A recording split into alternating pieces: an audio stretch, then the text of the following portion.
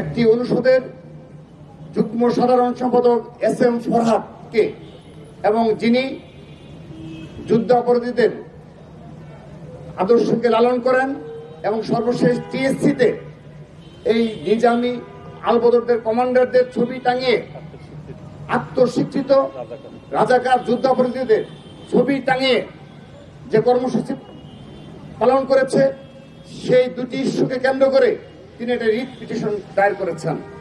কিন্তু তারপর থেকে এবং আমরা সেই রিট পিটিশন করে দেখেছি, সেখানে দেখেছি তিনি শুধুমাত্র SM ফরহাদ ইস্যুতেই তিনি আইনের দ্বারস্থ হয়েছেন এবং তার যে পদ এবং বিবেক বোধ থেকেই তিনি এই বিষয়ে সোচ্চার হয়েছেন। কিন্তু একটি রায়কে কেন্দ্র করে হঠাৎ করেই ঢাকা বিশ্ববিদ্যালয় পরিস্থিতিকে উত্তপ্ত করা হলো এবং আমরা লক্ষ্য করলাম সেখানে একটা ক্রেডিট বাজিরও খেলা চলেছে এবং সেই ক্রেডিট বাজির খেলায় আমরা দেখেছি একজন আইনজীবী রয়েছেন ঢাকা বিশ্ববিদ্যালয়ের নিযুক্ত প্রায় 12 জন আইনজীবীর মধ্যে সম্মানিত VC স্যার এমন একজনকে নিযুক্ত করেছেন যিনি ছাত্র শিবিরের ঢাকা বিশ্ববিদ্যালয়ের সাবেক সাধারণ সম্পাদক এবং সে সময় সাধারণ সম্পাদক ছিলেন যখন ছাত্র শিবির রক কাটার জন্য সারা দেশে ক্যাডারদের দ্বারা পরিচালিত একটি সংগঠন ছিল। সে সময় তিনি ছাত্র শিবিরের ঢাকা বিশ্বের সাধারণ সম্পাদক হিসেবে দায়িত্ব পালন করেছেন। তাকে তিনি এই মামলায় SM ফরহাদকে বাঁচানোর উদ্দেশ্যে এবং ঢাকা বিশ্ববিদ্যালয়কে উত্তপ্ত করার জন্যই এই পরিস্থিতি সৃষ্টি করার জন্য তাকে আইনজীবী হিসেবে নিয়োগ করা হয়েছে। পরবর্তীতে আমরা দেখলাম যে মামলায় চাওয়া হয়েছে শুধুমাত্র SM ফরহাদের বিচার এবং মুক্তিযুদ্ধ বিরোধী এবং ডাকসুর গঠনতন্ত্র অনুযায়ী স্বাধীনতা বিরোধীদের ডাকসুতে অংশগ্রহণ করার সুযোগ রয়েছে কিনা এবং ছাত্রলীগের যারা সাবেক পদধারী নেতৃত্ব তাদের ডাকসুতে অংশগ্রহণ করার সুযোগ রয়েছে কিনা তিনি সেই ইস্যুতে শুধুমাত্র রিট পিটিশন করেছেন। কিন্তু আমরা দেখলাম সেখানে রায় দেওয়া হলো ডাকসু স্থগিতের এবং আইনজীবী ছিলেন শিশির মনির। আমরা এ দ্বারা কি বুঝতে পারি? ঢাকা বিশ্ববিদ্যালয় উত্তপ্ত করা হলো, বিনা কারণে ঘোষণা দেওয়া হলো, নির্বাচন বন্ধ হয়ে গেল। তো এখন এখানে ঢাকা বিশ্ববিদ্যালয় প্রশাসনের অতীতে যে এখানে গাফলতি ছিল যে সুষ্ঠুভাবে ছাত্রলীগের বিচার করতে পারেনি এবং এই বিচারের আওতায় নিয়ে আসতে পারেনি, ঠিক সেইভাবে এই SM ফরহাদ যে ছাত্রলীগের সাবেক যুগ্ম সাধারণ সম্পাদক ছিল এই ইস্যু নিষ্পত্তি করার কোন সদিচ্ছা কখনোই আমরা বিশ্ববিদ্যালয় প্রশাসনের লক্ষ্য করিনি। উপরন্তু তাকে আরো কিভাবে ফেভার করা যায় সেই ইস্যুতে তারা সবসময় সোচ্চার ছিল। আমি একটি উদাহরণ দিচ্ছি, আপনারা লক্ষ্য করে দেখবেন। গত পরশুদিন যখন এই ঘটনা ঘটার পর ঢাকা বিশ্ববিদ্যালয়ে বিবেকবান ছাত্র সমাজ যখন জেগে উঠল, সে সময় এই আলী হোসেনের কে বহিষ্কারের দাবি সহ এই ছাত্র শিবিরের বিরুদ্ধে যখন ছাত্র সমাজ জেগে উঠল, সে সময় আমরা লক্ষ্য করে দেখলাম ঢাকা বিশ্ববিদ্যালয় বরাবর একটি প্যানেল এবং ছাত্র শিবিরের ঢাকা বিশ্ববিদ্যালয়ের সভাপতি এবং GS প্রার্থী এই SM ফরহাদ নিজে গিয়ে একটি নাটক মধ্যস্থ করে তিনি একটি অ্যাপ্লিকেশন করলেন ঢাকা বিশ্ববিদ্যালয় বরাবর। ঠিক আছে, তিনি সেটি করতেই পারেন, তার সেই গণতান্ত্রিক অধিকার রয়েছে। কিন্তু আপনারা প্রেস লিস্টে লক্ষ্য করবেন ঢাকা বিশ্ববিদ্যালয়ের, সেখানে দেখবেন 3 সদস্য কমিটি গঠন করা হয়েছে এবং তারা স্পষ্টভাবে সেখানে উল্লেখ করেছে যে ছাত্র শিবিরের ঢাকা বিশ্ববিদ্যালয়ের সভাপতি SM ফরহাদের আবেদনের প্রেক্ষিতে ঢাকা বিশ্ববিদ্যালয়ের প্রশাসন নাকি এই তদন্ত কমিটি গঠন করেছে। আমরা ধিক্কার জানাচ্ছি এই ধরনের প্রশাসনকে যারা সরাসরি জামাতকে, সরাসরি শিবিরকে পৃষ্ঠপোষকতা করছে। অতীতে আপনারা লক্ষ্য করে দেখবেন এই 5 আগস্ট পরবর্তী সারা বাংলাদেশে বিভিন্ন ক্যাম্পাসে বিভিন্ন পরিস্থিতি উদ্ভব হয়েছে এবং সকল বিষয়ে ঢাকা বিশ্ববিদ্যালয় সহ চট্টগ্রাম বিশ্ববিদ্যালয়, রাজশাহী বিশ্ববিদ্যালয় সহ সকল ক্যাম্পাসে ছাত্রদল সবসময় অভিযোগ দিয়েছে এবং সাধারণ শিক্ষার্থীদের পাশে দাঁড়িয়েছে। কিন্তু এ পর্যন্ত একটি প্রেস রিলিজ লক্ষ্য করেনি যেখানে তারা উল্লেখ করেছে যে ছাত্র দলের আবেদনের প্রেক্ষিতে কিংবা অপর বাম সংগঠন হোক কিংবা বিরোধী মত সংগঠন হোক তাদের আবেদনের প্রেক্ষিতে বিশ্ববিদ্যালয় প্রশাসন কোন সিদ্ধান্ত গ্রহণ করেছে।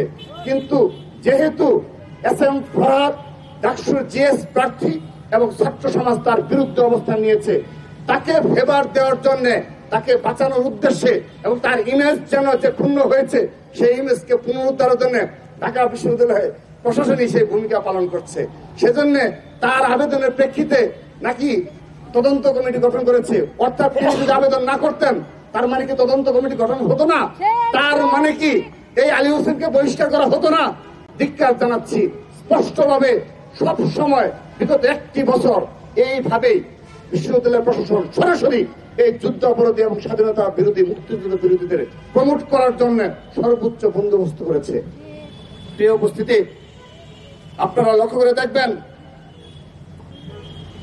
আমরা দেখেছি এই ঘটনার পরবর্তী সময়ে ছাত্র শিবির থেকে প্রেস ব্রিফিং করা হয়েছে এবং সেখানে এস এম ফরহাদ হুমকি দিয়েছিল যে সোশ্যাল মিডিয়ায় এই আলী হোসেনকে যদি বলা হয় কেউ ছাত্র শিবির, তার বিরুদ্ধে তারা মামলা করবে। এই কথাটি তিনি খুব উচ্চ গলায় বলেছেন। কিন্তু যখনই আমরা লক্ষ্য করে দেখলাম যে আলী হোসেনের জামাতে ইসলামের কর্মসূচিতে এবং শিবিরের কর্মসূচিতে সেই ছবি ভাইরাল হয়ে গেল এবং তিনি নিজে সোশ্যাল মিডিয়ায় বারবার বলেছেন তিনি জামাতকে, শিবিরকে সমর্থন করেন এবং সর্বশেষ বেশ কয়েকটি প্রোগ্রামে ছবি ভাইরাল হয়ে গিয়েছিল। তারপর তিনি কিন্তু তার সেই কথা বাস্তবায়ন করলেন না।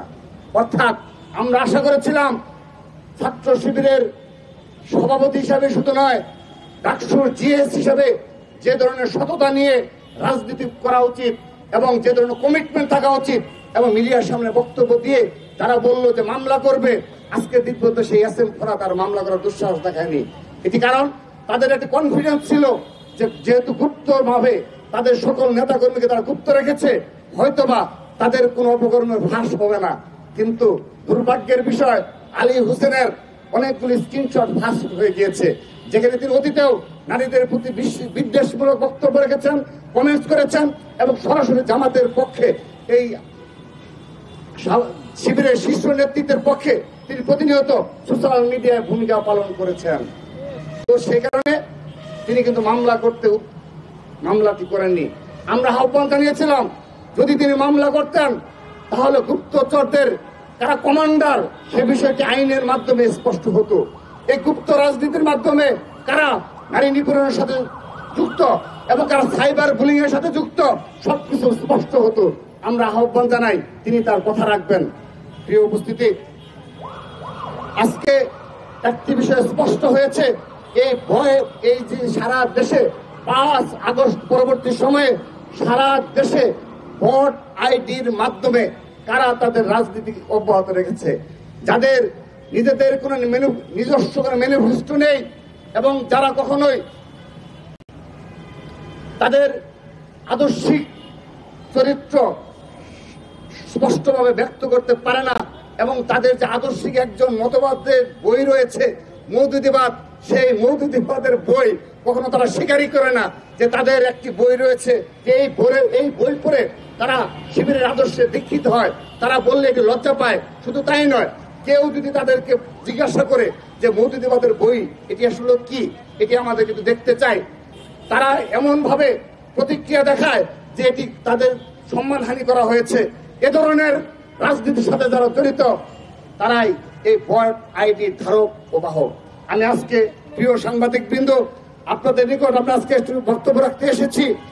আমরা আজকে ছাত্র দলের পক্ষ থেকে কোনো প্রমাণ দেখাবো না, আমাদের এই বিষয়ে কোনো বক্তব্য নেই।